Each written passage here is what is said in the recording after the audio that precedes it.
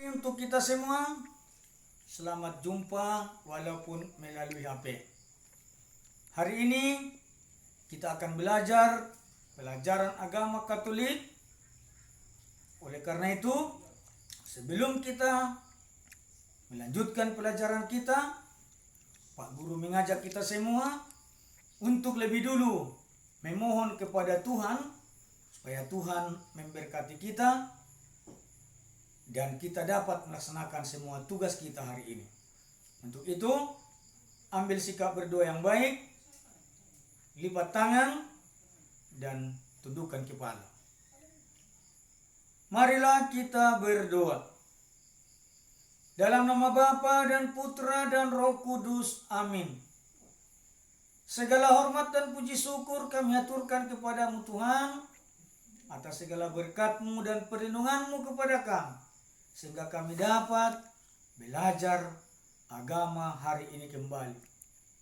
Tuhan, kami mohon kepadamu, utuslah Roh Kudus-Mu dan berkatilah kami, supaya kami anak-anak-Mu dapat melaksanakan tugas dengan baik seturut kehendak-Mu. Doa ini kami sampaikan kepadamu dengan perantaraan Kristus Tuhan kami. Amin. Dalam nama Bapa dan Putra dan Roh Kudus. Amin. Anak-anakku sekalian, setelah kita berdoa dan mengucap syukur kepada Tuhan, sekarang tolong perhatikan penjelasan dari Bapak Guru. Sebab setelah selesai Pak Guru memberikan materi, akan ada soal atau PR yang ingin kamu jawab. Selamat mendengarkan. Materi pelajaran kita hari ini adalah Daud sang pemimpin.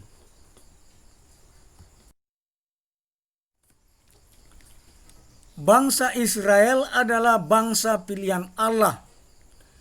Raja yang pertama bagi Israel adalah Saul. Bangsa Israel di bawah kepemimpinan Raja Saul mengalami masa kemakmuran. Namun bangsa Israel juga pernah mengalami krisis kepemimpinan. Krisis kepemimpinan merupakan salah satu keprihatinan dewasa ini. Masyarakat memiliki kerinduan untuk memiliki pemimpin untuk mengayomi, melindungi, dan memperjuangkan kesejahteraan bersama. Untuk itu, proses kaderisasi kepemimpinan perlu diupayakan sejak dini. Keluarga merupakan yang pertama dan utama untuk menebarkan benih kepemimpinan. Dalam hal ini, orang tua memiliki peran utama dalam mendidik dan menanamkan semangat kepemimpinan bagi semua anak-anaknya. Seorang anak akan merasa aman di tengah ayah dan ibu dan keluarganya.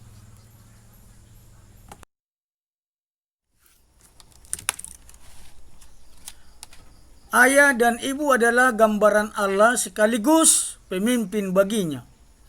Demikian pula bangsa Israel. Seorang pemimpin atau raja merupakan gambaran kehadiran Allah di tengah umatnya. Bangsa Israel merasa aman karena mereka mereka tahu dan sadar bahwa Allah selalu menyertai mereka.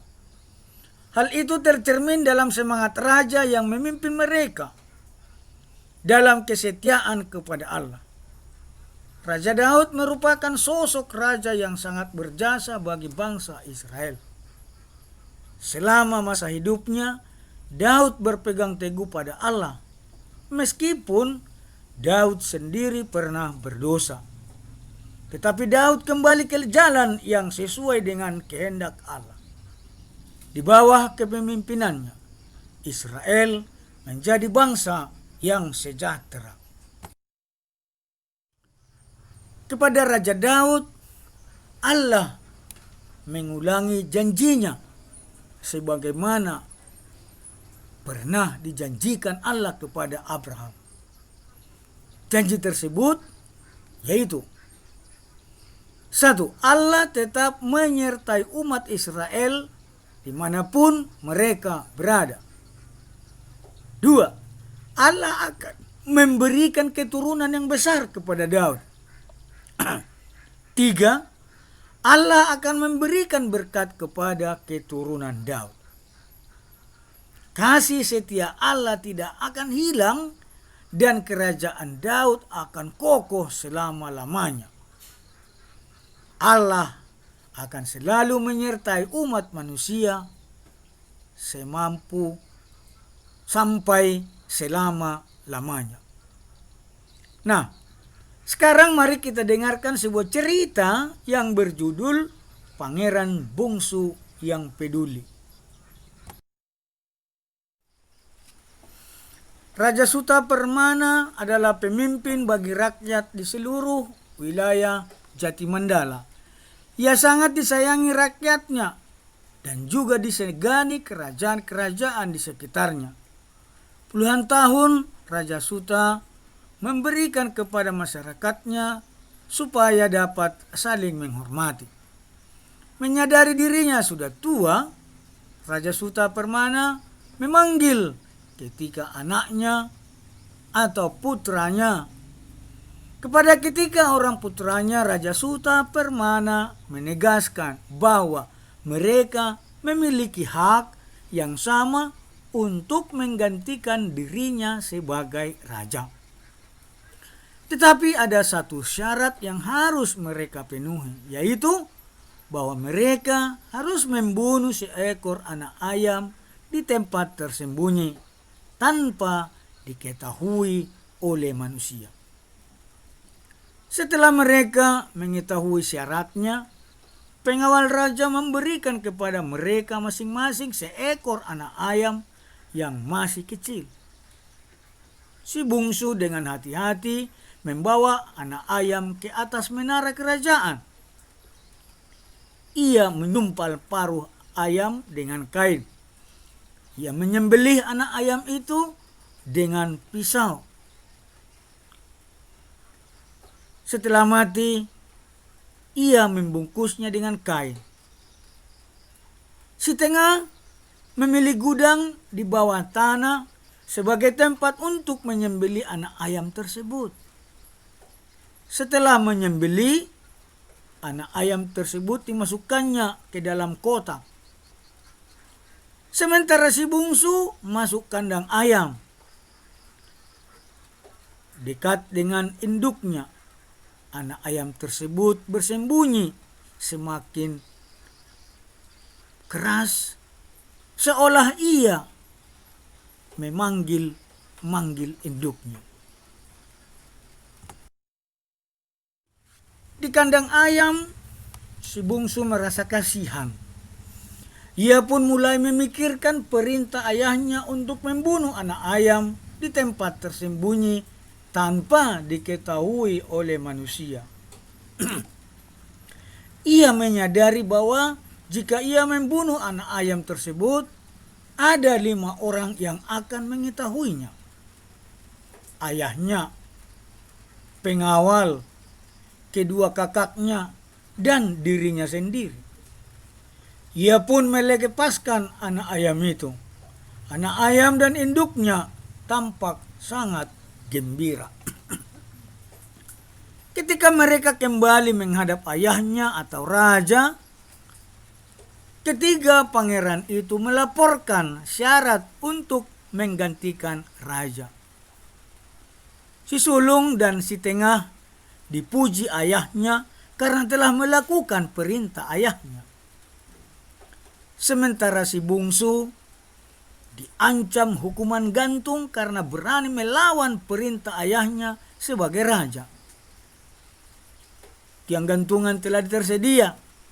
Rakyat telah berkumpul di alun-alun kerajaan.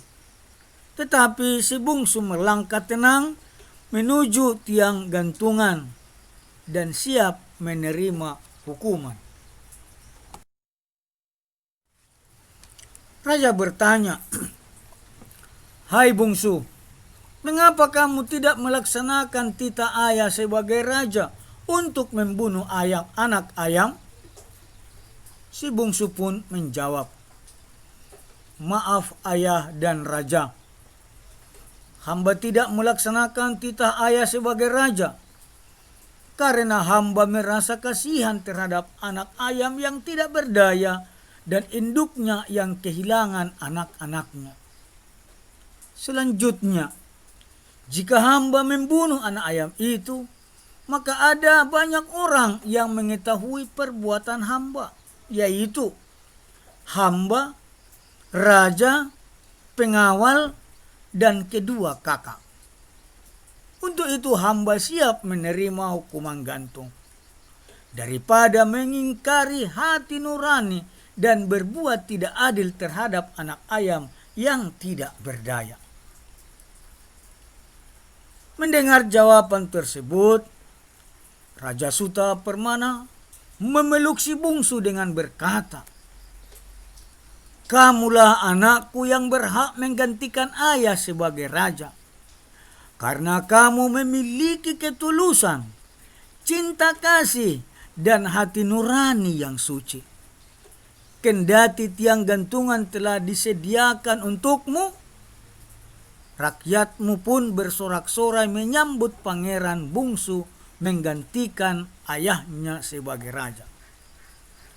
Mahkota kerajaan dikenakan kepadanya, maka kerajaan Jati Mandala hidup penuh sukacita.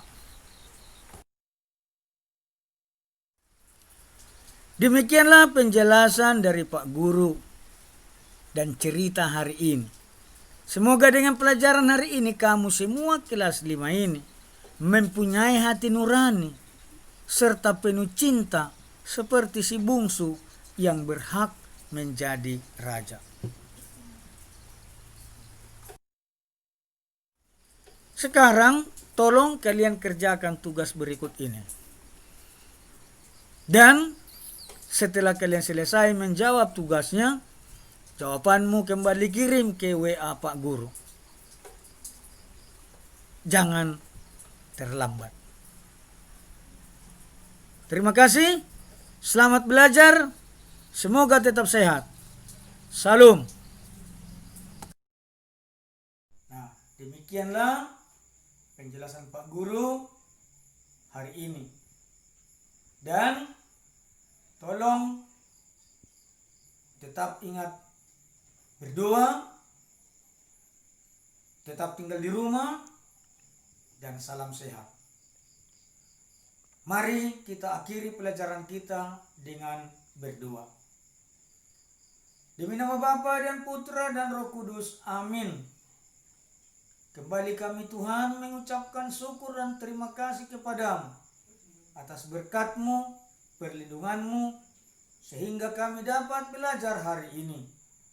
Kami mohon semoga apa yang kami pelajari hari ini, kami dapat mengerti dan dapat melaksanakan dalam kehidupan kami sehari-hari.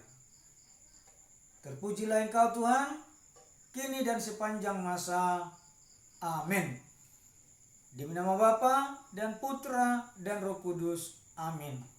Terima kasih. Sampai jumpa dan salam.